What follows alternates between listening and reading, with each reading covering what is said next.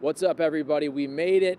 Baseball season is here. Cardinals and Reds kicking off the 2021 regular season in Cincinnati at Great American Ballpark behind me. Two young stud righties on the mound, Jack Flaherty opposing Luis Castillo, who was an all-star for the Reds in 2019. And as we preview the season here on YouTube, Marlow and Martin, there's one thing you got to know about this 2021 Cardinals team, as there's a drive into deep left field by Castellanos, and that'll be a home run, and that'll make it a 4-0 ball game. This is going to be an emotional episode because Charlie is back home, sweet Ohio. Are you coming to us? I know you're in Cincinnati, but are you teary-eyed at the mere fact that you're back in the great state of Ohio? Well, I hate to be corrector guy. I have been in Ohio, and I will be in Ohio. But currently, as we tape this podcast, I should have just lied. But I am in Covington, Kentucky, right across the river. I wanted to get a feel for Kentucky for a couple minutes, at least for the night, before I go back to the great state of Ohio. But yes, Cincinnati, even though it's 3 hours from where I grew up in Toledo, you're still in God's country. You're still in the greatest state in the union, OHIO. So it's great to be back. They threw a parade for me when I came down here, so it was great. I love looking at maps. I'm fascinated at geography, but it's amazing how much I've studied geography and I still have no idea. So I told Kim, my wife, that you were going to be in Cincinnati, and she said, "Oh, will he see his mom?" And I said, I think Toledo's kind of far. This is this is like all of our Illinois friends. Hey, I was over in Belleville. I should have swung by. Well, I live in Edwardsville. Yeah, I know. I could have swung by. Yeah, well, that's like a half hour away. Oh, is it? Like, I didn't realize. So Toledo's pretty far up there. Cincinnati is what? Pretty far south? Yes, Toledo, and not that anyone cares, but I will tell you this. So the end of my street where I grew up is the state of Michigan. Like, we would go play in the state of Michigan as kids. You could walk probably, I'm just going to say 300 to 400 yards from where I grew up, my house, and you're at the Michigan line. So Cincinnati is a straight 3-hour drive south on I-75. The ballpark, you can get to Kentucky across the river in about 3 minutes. So Cincinnati's about as south as you can get in the state of Ohio. And I live literally almost as north as you can get. And I have to say, it's not that I've been to Cincinnati a million times. My dad grew up in Dayton, and so we'd visit my grandpa Ray in Dayton, and we would go to Reds games, and then we'd go to River Downs, which was the racetrack right there. So I'm very familiar with it. I just couldn't. I guess I didn't know where Toledo was, to be candid. So Chuck's back in Cincinnati. Opening day. I forgot to tweet out to everybody, "Happy Opening Day," or the super clever would be, you just tweet baseball and don't say anything else. Oh yeah. That's my timeline today. Everything is all about baseball being back, but it is fun. And Chuck's there in Cincinnati. It's Martin and Marlow, the Matt Morris edition, episode 35. Charlie, I think the Nolan Arenado deal gave the Cardinals this national buzz and a bump. But I feel like since then, there's been a little more critical analysis of the lineup or whatnot. And I just don't think, like, everybody said, "Oh my God, it's their division to win. It's their division to win." I think that's cooled off a little bit. And it's just one ranking, but the power rankings at ESPN.com, they have the Cardinals 14th overall, 7th best in the National League. They've got the Brewers ahead of the Cardinals at 13th, so pretty much neck and neck. But do you sense that too, that maybe like immediately the Arenado deal had the Cardinals as, "Oh my gosh, that they made the big move," which they did. But I just am thinking now that they're not quite as heavy of favorites as they were. Okay. I think that's fair from a national narrative standpoint. And I'll be the first one to tell you that although I love baseball, the last month I've been so deep into college basketball that I really kind of didn't pay as much attention to baseball until yesterday when I arrived in Cincinnati. And I just wanted to, obviously when the roster came out for the Cardinals, I look at that, but I'm kind of trying to look at the betting markets, and I'm not doing this just for gambling, but I do think it's interesting because you bring up power rankings, and the betting markets for futures are basically the same as power rankings. They're actually better because if money's on the line, I would trust Vegas over power rankings. And so I bring that up because I looked yesterday on Bovada. The Cardinals are 25-1 to win the World Series. And I believe when I looked yesterday, that was 9th best in all of baseball. So you said the power rankings were 14th. Bovada has the Cardinals from a betting standpoint as 9th. And then I looked at the National League Central, and of course I can't find it right now, but I did see this last night. I was surprised at how much of a favorite the Cardinals are in the Central. They're plus 110 to win the Central. The Brewers were the second projected team, according to Bovada, at plus 300. They actually had the Reds in third and the Cubs fourth. The Pirates were ridiculously down there at like 10,000. The Pirates are terrible. But I was surprised the Cubs were fourth. And to be honest with you, plus 110, that is a heavy favorite to win the division. So whatever the power rankings say, the betting markets have the St. Louis Cardinals as the heavy favorites to win the Central. And I will say the phrase Vegas always knows. You'll see a line, on a football game. So that's ridiculous. And it comes down to the final seconds and it's, they're going to kick the field goal. Oh, it's right there at the spread. So to your point, I think typically they sort of know what's going on, which is a good sign for Cardinal fans. All right, let's fill out this set. Troy, I like little games within the show here. Cardinals win the division if, and it would also mean that they don't if this doesn't happen. I'll go first. I'll say the Cardinals win the division if Jack Flaherty is an all-star. In other words, if he's not like really good or very good this year, then I think things sort of fall apart in terms of winning the division, just that alone. I think Flaherty has to be an all-star caliber pitcher because there's other holes in that rotation, especially early in the season. So that's my win the division if Flaherty's an all-star. If he's not, I'm not sure they win the division. Okay, that's fair. I want to say, and this is kind of random to say, I'm going to try to explain this in the best way possible. But I think the Cardinals win the division if about 2 months into the season, they have to add another starting pitcher not currently in the starting rotation. And I say that because I do think the Cardinals have tremendous overall pitching depth, and that's starters and also these reliever types like an Alex Reyes. And I know Gant and Ponce de Leon are starting the year in the rotation due to injury, but those guys, if KK and Michaelis come back, are going to be tremendously valuable to the Cardinals. So the depth has been tested already right out of the gate. Now, KK may only miss 3 starts. Okay, that's fine. Michaelis is going to miss more. I still think the Cardinals are okay if KK comes back here in the next 3 weeks. But if 2 months into the season, Miles Michaelis is not back, and then there's another injury in the rotation, that's where I think you look at the Cardinals and you say, okay, the depth is gone. And right now, I think they're okay. Losing 40% of your starting rotation before you even throw a pitch in the regular season is not good, obviously. But still, having Gant and Ponce de Leon, they help you get through that for a month or two. I don't know if they can sustain a big injury, a 60-day injury in the starting rotation past what they have right now.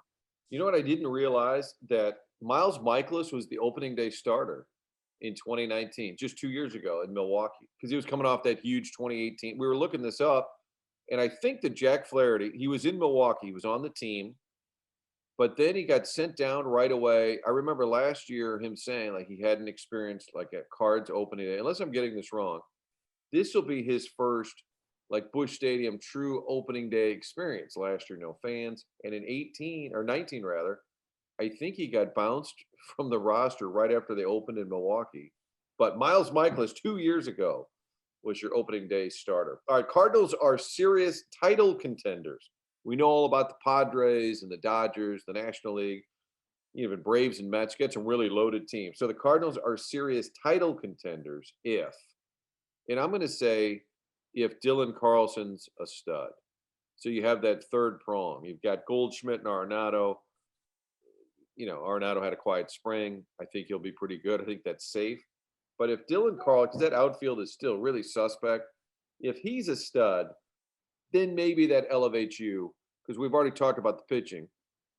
I think that may give you a shot at being a title contender. You never know in October. You could beat any team in a short series. You could beat any team. But I think to make that next step, to be not just a good team, but to be great, I think it's about him.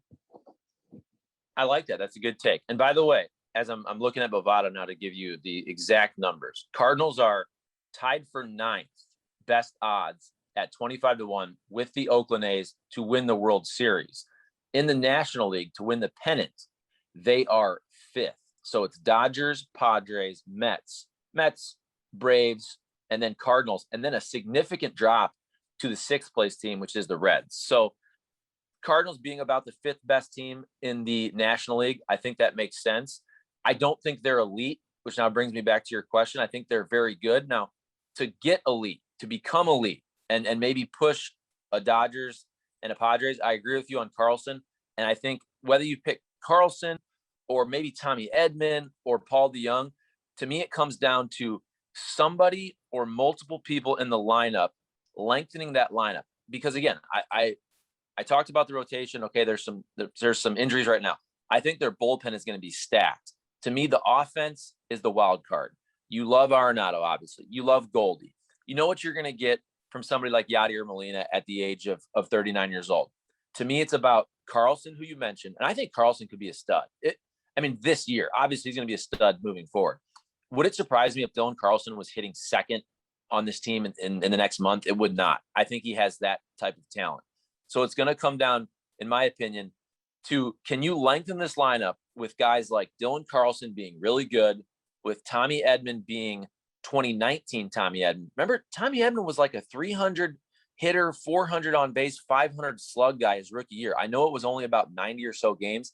He was really good. If he gets anywhere close to 2019 Tommy Edman, that's fantastic for the Cardinals at the top of the lineup. And then also Paul DeJong, to me, is the other X factor. Paul DeJong, can he just be that solid number 5 hitter? He's never going to hit probably for a great average, but he has 30 homer pop. Can he be the guy who's your 5-hole hitter who can hit 250 but hit 30 home runs? And he can do that. I think if you get 2019 Tommy Edman, if you get a really good Paul DeJong and Dylan Carlson, he doesn't have to be an MVP, rookie of the year, but if he's dang good, man, you're talking about a pretty good top 6 type situation in the lineup for the Cardinals. And by the way, people wondering, Bally's Sports Midwest, that debuts with the Cards opener. Don't call the station and ask us where to find the games. Although that could be true depending on your cable provider. But people are confused. Well, where do I go to get Bally's Sports Midwest? Wherever you got Fox Sports Midwest. God bless this old guy the other day. We talked for about 10 minutes. He wanted the number for Fox Sports Midwest. I'm like, first, I got to find the number. Then there's probably nobody who's going to answer the phone. But it's not, I said, it hasn't moved on your dial. They just have a different name. It'll have a different look, maybe a different feel, but the station itself still exists. Now, if your cable provider is fighting with Bally's and it's not on there, that's different, but it's not moving up or down the dial. I think people are overly confused about this. And then a lot of discussion about the gambling aspect, which I'm pretty concerned that they're going to scoop Charlie away from us and he'll be the gambling insider. The cat will go with little talk about the rotation and his conversation with said player. They're like, all right, let's get it over to Charlie Marlow with the latest on the gambling implications of this game. He's like, yeah, I'll tell you what, Dan. I'll tell you what, Brad. I think right now Vegas says it's 200-1 that Edmonds going to lay down a bunt right here. Oh, there he just did it. Cash those tickets, everybody. It's as much as that might be fun at some point. I don't think it's going to be this. Dan Caesar's written a lot about it. I don't think it's going to be this overriding gambling theme. Bally's is the sponsor. Now, I think gambling, odds and percentages will probably get weighed in more and more. But I think people have overthought this. Well, I do believe gambling is not just the future, but the present of media and TV. You might see separate broadcasts where they really focus on the gambling aspect, and it's not that main broadcast. I will say this, though, getting back to your point about people calling in. Now, this is probably not older folks, all due respect, because I'm guessing older folks don't have the YouTube TVs of the world and the Hulu TVs of the world. But if you're a huge baseball fan, you might not have noticed until, oh, it's Cardinals season. Let's watch the game. Oh, we don't even have Fox Sports Midwest anymore on Hulu or YouTube TV. And I know the name changed from Fox Sports Midwest to Bally's, so that shouldn't be a huge deal finding it on your dial if you have a typical cable provider. But big picture, I think baseball overall has a huge problem there because young people are watching on the streaming services. And if you can't watch your Cardinals, a lot of people are ticked off at that. And our guy, Dave Matter, he was tweeting. And I thought it was very interesting. Dave Matter obviously lives in Columbia. He's 2 hours from KC. He's 2 hours from St. Louis. He wants to watch Cardinals baseball or Royals baseball with MLB TV. They black it out. And that's with these stadiums only being at 30% or so capacity. I mean, you're ticking off baseball fans that want to watch on TV. And baseball is not so popular that it can afford to do that. It's not the NFL. Like, they better get things straight with the whole TV watching situation. How about the fact that there's confusion, not just among fans, but even media members? I had to think for a second. Now, wait a minute. There's no DH, right? Okay, no, they're not doing. Are they still thinking about? No. Okay, no, there's not a DH. Wait a minute. What about the playoffs? Is it expanded playoffs or no? It's back to 2 wild cards. Okay, that's sort of a problem too. That we're all, granted, some of it was pandemic related last year, some of the tweaks, but don't you think there's a lot of confusion about what exactly the plans are from season to season right now? 100%, Colton Parayko. And that's where all these reports, you hear these reports, and then we report it like it's a done deal, but the vote hasn't taken place. For example, with the whole NFL, with the 17-game schedule, I feel like we decided that months ago, and then a couple days ago, yesterday, whenever it was official. Well, the NFL owners finally voted on it. Yeah, with baseball, I feel like the DH situation was taken care of months ago, but then I see, okay, they're just now voting on it. I get it that with COVID, you have to be flexible and fluid if things happen. Like, especially, I don't think this is going to be the case, but if there was another weird stoppage or teams have an outbreak and all of a sudden teams haven't played 162 games and you have to get creative. I just think the baseball situation, it's so much about, this is the last year before the CBA. It totally makes sense to have a DH, especially when you had it last year and everybody knows the next CBA is going to have a DH. But these owners and players right now, because it's more about the next CBA, they are so dug in trying to get everything for their side that nobody will compromise at all. All right, Charlie, you tweeted a picture of the great Chris Sabo. No, it actually wasn't, but you joked that it might have been.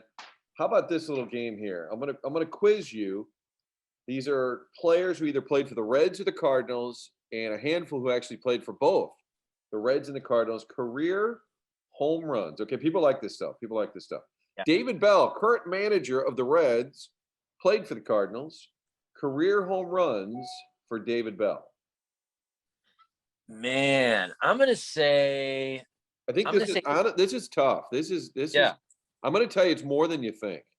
Okay, see, I'm thinking, did this guy ever hit 21 homers in a season? I was gonna say 80, but then you said more, so now I'm gonna say 146. A little less, 123. He had a couple of years in Seattle where he hit like 20 and 18. The great Dave Job, our producer at Fox 2, we were talking about it last night, and I looked it up, and I made him guess, and he said, I don't know, 35, 40. I was like, 123. All right, Chris Sabo, since you were referencing him, former Cardinal, former Red, Spuds, I believe we called him. Chris Sabo, University of Michigan, recruited by John Young, former Bradley University baseball assistant coach. I'll get there. Hey, by the way, also helped recruit Mike Matheny and Barry Larkin. How about those names? Ooh. Jim Abbott at Michigan in the 80s. Anyway, and Mike Matheny going from Columbus, Ohio, living in that area and going to Michigan.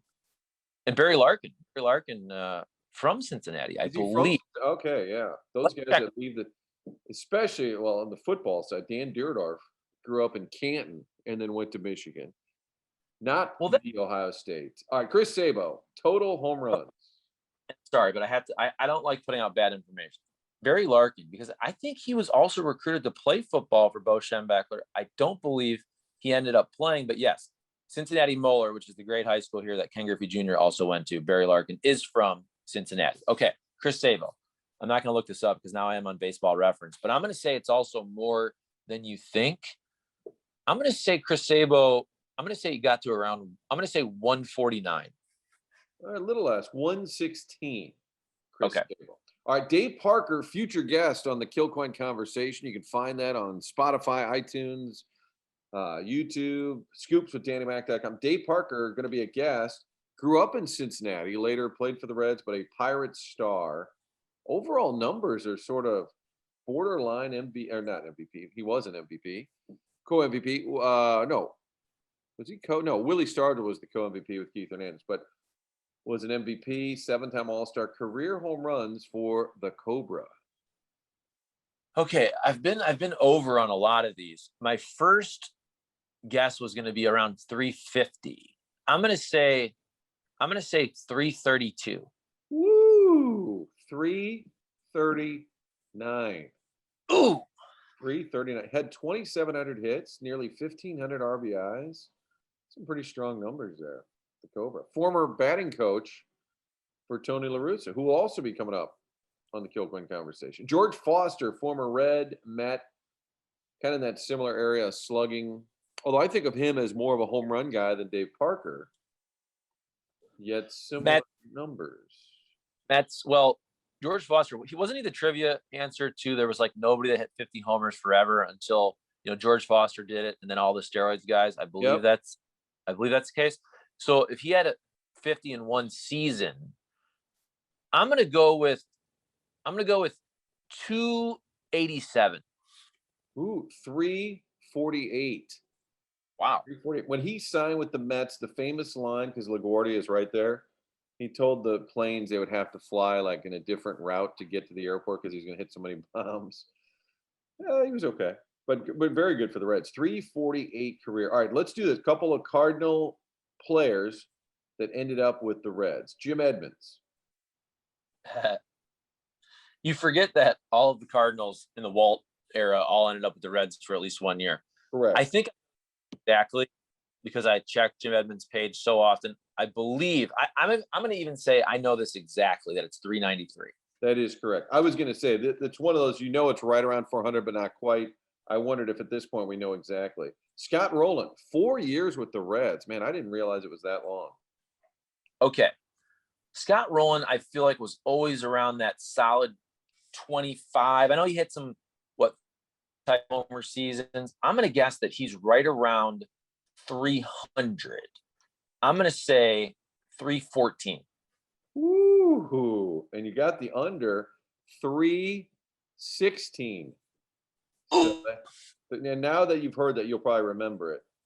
All right, let's finish with a current Cardinal. We followed his career afar. Now he is playing third base. Nolan Arenado. Okay, Nolan Arenado. I also have looked at his baseball reference page so often the last 2 or 3 months. I want to say it's either around 250 or 300, but I know he's played exactly 8 seasons because he has 8 Gold Glove awards. Could he average 40 home runs at Coors to get to about 320? I'm going to say it's like right around 300. Let's say 295. Maybe a little less. Let's see, average more like 30 a year. Better average. Okay. 250-ish. All right, 235. 235. Getting to know your former Reds, your former Cardinals. We didn't say win total. What about Cards win total? Got to put this in the vault, file it away. It's really boring, and I'm going to go. I'll be bullish because everybody's saying that whoever wins the division is going to be in the 80s, and I think they assume that they'll sort of beat up on each other, all being somewhat similar. Cards, Brewers, Cubs, Reds. I'm going to say 90 is needed to win the division. And I'm going to say the Cards get to 90 just because I'm a soft media member in St. Louis. Well, I'm going to hold you accountable and say, I'm going to say 91. 91. Don't you feel like the Cardinals of the past, when they haven't been great, but they're still really good? And we're talking about a 162 game season, obviously. Last year, whatever the heck they were with I don't even know how many games they played, 58. I think they were 30 and 28, maybe. Yeah, something like that. So I feel like those Cardinals teams that always make the playoffs when they're not great, they're always around 88 or so. I think the Cardinals are actually better. I think the Arenado acquisition should add a couple wins to the total. So I'm going to say 91. Last thought, and I thought of you the other night. Sounds weird, but I'm with some guys watching basketball, and one of them's an Illinois grad. And Michigan's on. And I said, can you root for Michigan? Because it's the Big Ten, and the Big Ten's, like a laughing stock with the tournament this year. He said, absolutely not. So what about you, Ohio State guy? Can you put that aside and root for Michigan?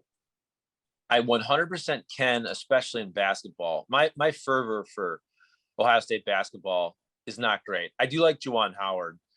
I will say this, though. I'm probably the only person when it comes to Michigan football. I always want Michigan to win. I want that game, Ohio State, Michigan, to get back to the glory years when they were both 10-1, 11-0 almost every year or a lot of years. That's when that rivalry is really fun. To me, it's almost pathetic how bad Michigan football is. Really.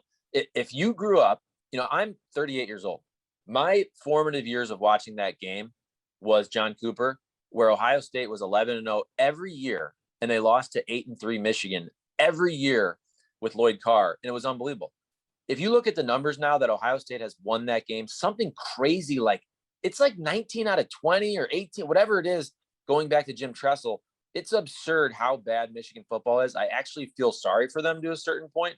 And also, I'm tired of people ripping on the Big Ten. The Big Ten really needed a national championship in basketball. They're obviously not going to get it this year. So I always root for all Big Ten teams, even if it's Michigan, to go until they play in Ohio State in football. Hey, go get yourself some of that Skyline chili. Isn't that people go to Cincinnati? You got to get Skyline chili. It tastes like cinnamon, but I don't mind it. I'm not going to complain about chili. I don't get into the chili wars. It does taste a little like cinnamon. Can I just say real quick, Tales from the Road? Yeah. So last night we were going to tape this, just so everybody knows. I was going to tape it at night, and then I got here. I was like, okay, let's do it in the morning. And so there was no places open at like 11 o'clock. There was a Waffle House. I'm like, I don't really want to sit down. There was every fast food option. I don't really like fast food, but I'm like, all right, I'm on the road, whatever. I go to Burger King. My idea was I'm going to get that Burger King chicken sandwich, which I really like. I never get it. I go to order it, and the guy at the drive-thru goes, we're out of that. I was like, okay. He goes, this is like 11 at night. He's like, we're out of all fried products. I'm like, really? I'm like, so no fries? I'm like, how do you even operate a fast food place with no fried products? So then, and this is horrible. It's like 11 at night, and I had a couple beers as well. I went to the gas station, got a couple tall boys. I went to Taco Bell, and I never eat Taco Bell. I only even eat stuff like this on the road. The craftsmanship of my tacos was so poor. And I know, look, these people work, and I know they don't like working the drive-thru, and it's not great money. I get it. Well, they're also stoned. They're also very stoned. Keep that. They're stoned. It's 11, and we're idiots, and people are probably drunk in the drive-thru. I wasn't. I opened up a taco, Martin, that had like nothing in it. I swear to you, there was like one tiny piece of meat, maybe one piece of cheese, and like 3 shreds of lettuce. Like I opened it up. I mean, there was zero effort put into making this taco. And I just started laughing. Like, I mean, what am I going to do? Complain? It was just like, it was pretty funny though. I think, and honestly, that's why like the Chick-fil-A's of the world just get so popular because they nail it. Not only in terms of what they give you, it's consistent. It's good, but it's also consistent. I'm not a big fast food guy in part because of that. If you say no ketchup, please, there'll always be extra ketchup. If you say extra mayo, then there'll be no mayo. I can't stand it. We got to hold them accountable, Chuck. We do. Love a good road trip, though. So Charlie from Cincinnati checking in with us. Oh, I'm going to be talking to the skipper, Tony La Russa. How about that? How about him back in the dugout? I'm fascinated. I don't know what kind of mood he's going to be in because it is a game day. They're out in Los Angeles playing the Angels later tonight. But I'm among our baseball stories to watch this year. I am just fascinated how that's going to go on the south side of Chicago. Okay. I have to ask, though. I mean, are you going to bring up the whole DWI thing, or are you going to keep it kind of, hey, opening day baseball talk? I think it'll just be opening day baseball because I know him well enough to know that he'll feel like it's been addressed and it's not worth bringing up again. But that's my take on it. But I could ask him if he wants to discuss it, but I already know he knows baseball. Stop baseball. Yeah. That's my gut. All right, buddy. Enjoy it in Cincinnati. Thank you, sir.